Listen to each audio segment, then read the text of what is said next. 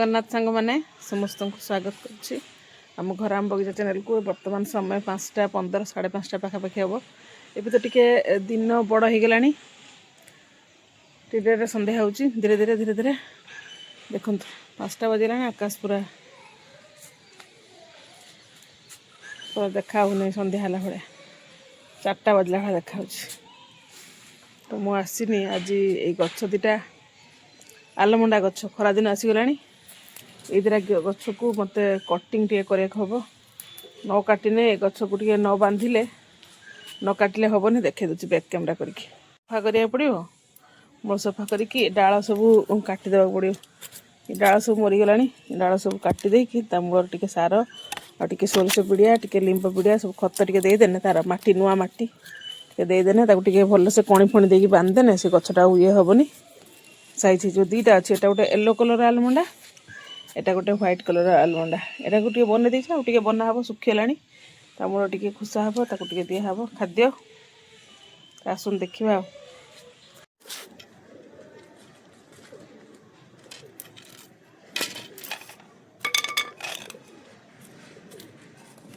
कौन हो मटीटा पानी सीना रही जगह है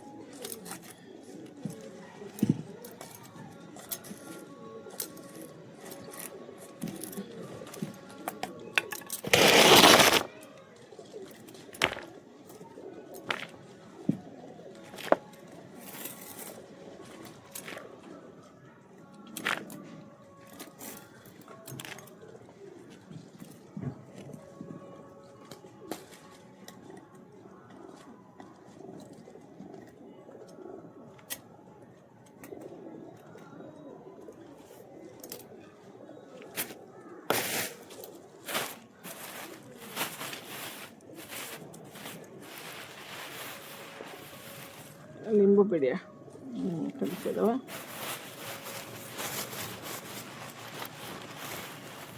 खरा दिन भी गचर फुल दब यहाँ हूँ बादाम पिड़िया खरा दिन यही फुलटा गच माने यही सारटा ही फुल कर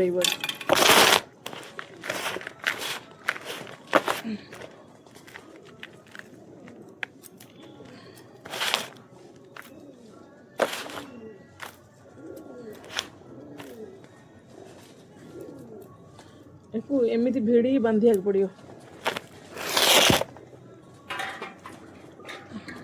यार किसी अग फग कटा हेनी खाली पानीटा रोहू नाला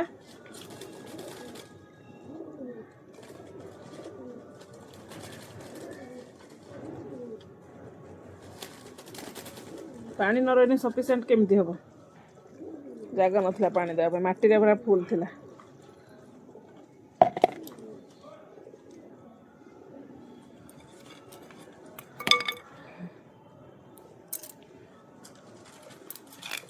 आज वीडियोटा केमी लगुच कौन कर तो जानी शोक उठनी हठात कि मुझे ना गछ टे बनईदे सपोर्ट दवापाई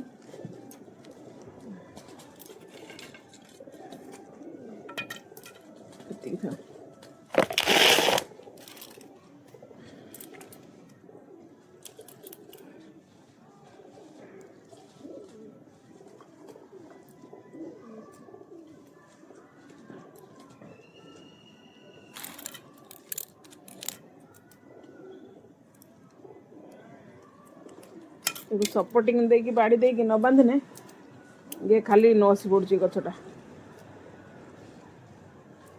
एटा बोधे लता जातीय उद्भिदटा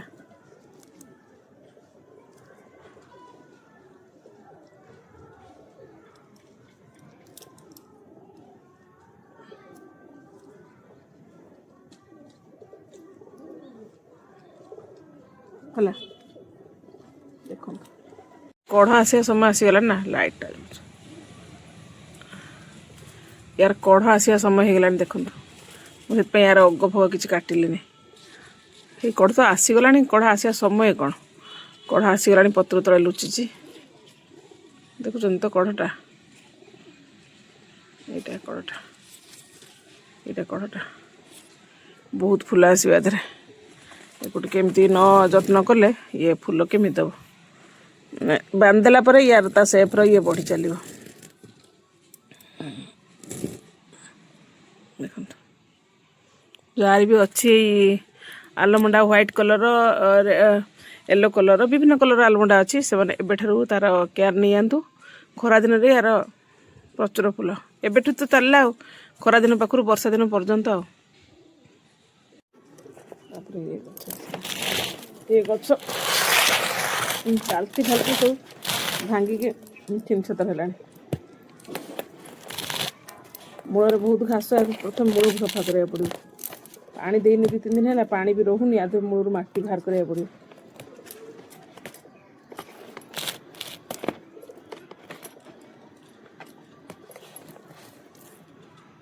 ଦେଖନ୍ତୁ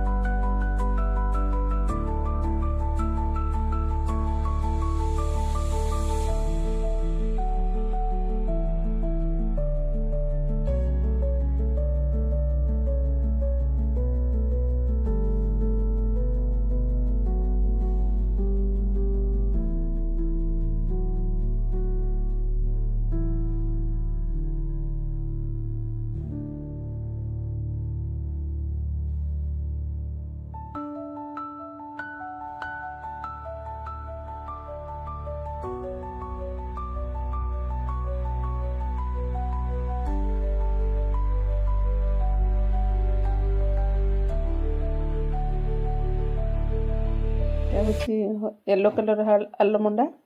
ତ ଆପଣମାନେ ଦେଖିପାରୁଥିବେ କେତେ ନୂଆ ବ୍ରାଞ୍ଚ ସବୁ ଦେଇଛି, କିନ୍ତୁ ଏଥିରେ ବହୁତ ଶୁଖିଲା ବ୍ରାଞ୍ଚ ବି ଅଛି। ଯେହେତୁ ଏବେ ତାର ଫୁଲ ଦେବା ସମୟ ଆସିଗଲାଣି, ଗଛକୁ ଟିକେ ଆମେ ଜୁସି ଆଉ ଗ୍ରୀନ୍ ବନେଇବାର ଅଛି।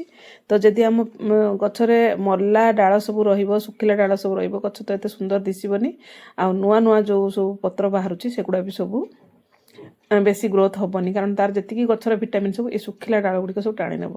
ତ ସେଥିପାଇଁ ମୁଁ ଏ ଗଛଟିକୁ ଆଜି ରିପୋର୍ଟିଂ ତ କରିବିନି, କେବଳ ତା ମୂଳଟାକୁ ଖୁସେଇବି, ତା ଦେହରେ ଟିକେ ଲିମ୍ବ ପିଡ଼ିଆ ସୋରିଷ ପିଡ଼ିଆ ଟିକେ ଦେବି, ନୂଆ ମାଟି ଟିକେ ଆଡ଼୍ କରିମି।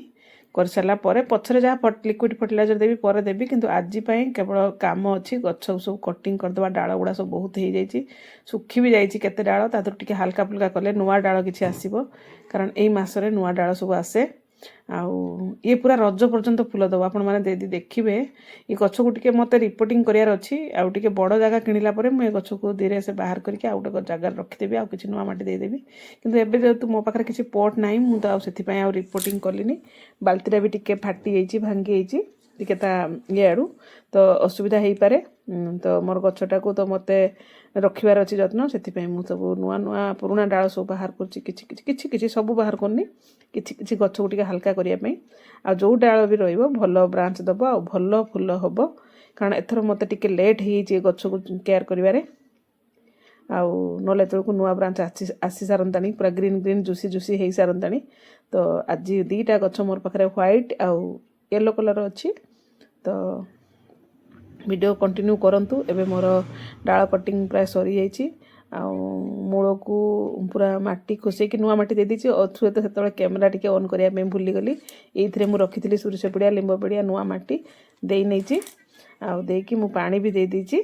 ଆଉ ଆପଣମାନେ ଦେଖନ୍ତୁ ଏବେ କ'ଣ କରିବା, ଆଉ ତା ଚାରିପଟରେ ସବୁ ଛୋଟ ଛୋଟ ବାଉଁଶର ଯେଉଁ କାଠି ସବୁ ମୁଁ ଆଣିକି ରଖିଛି, ସେ କାଠି ଗୁଡ଼ାକ ଚାରିପଟରେ ଦେଇକି ଭଲସେ ତାକୁ ବାନ୍ଧିଦେବା।